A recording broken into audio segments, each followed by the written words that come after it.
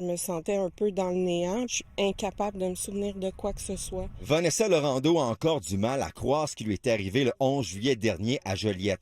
La mère de famille de 36 ans passait une soirée dans un bar. Elle a été retrouvée le lendemain matin inconsciente sur la banquette arrière de son véhicule dans un fossé à Saint-Cuthbert. Ça a été le noir total. Je me souviens plus de rien du tout.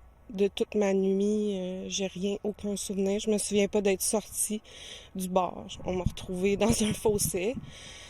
Puis les policiers m'ont amenée à l'hôpital. Elle est toujours en attente des résultats d'analyse. Vanessa Laurando est persuadée qu'on l'a droguée. J'ai des bleus comme si quelqu'un, chaque bar m'avait pris, mais j'ai pas la sensation d'avoir été violée, là. Avez-vous porté plainte à la police? Ben, j'ai pas pu encore parler à la police, là. Tu sais, c'est récent, là, puis il fallait que je me remette de tout ça, là. C'était peurant. C'est après avoir vu le témoignage d'une autre victime présumée sur les réseaux sociaux que Vanessa a décidé de parler. Son but, sensibiliser le public à ce danger. Jeudi dernier, dans un bar de Blainville, une femme dit avoir été droguée à son insu. Après avoir consommé une boisson, elle dit avoir perdu connaissance pendant près de 6 heures. La mère de famille s'est sentie mal, s'est réfugiée à la salle de bain et a appelé son mari à l'aide.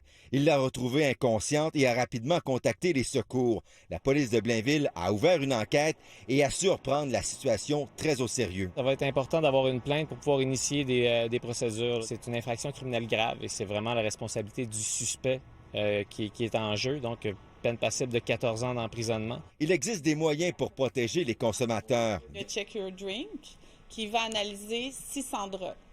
Donc, à l'intérieur, vous avez des petites bandelettes.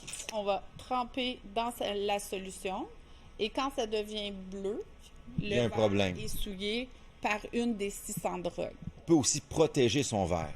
Oui, exactement. On va aller déposer sur le verre. Et là, on a de quoi de plus physique là, ici. Donc, on va l'étirer et le mettre sur le verre de cette façon-là. Ces produits coûtent aussi peu que 2 $ l'unité. Elles sont faciles d'accès. Tout le monde peut s'en procurer. J'aurais pu mourir. J'aurais pu... Je sais pas, là, il aurait pu m'arriver quelque chose de grave, là. J'ai plus envie de sortir, là, jamais. Le GHB ne sert pas qu'à commettre des agressions sexuelles. De plus en plus de victimes rapportent avoir été droguées pour se faire voler. Dans les lieux publics, la vigilance est de mise. Kevin Craig Desmarais, TVA Nouvelles, Joliette.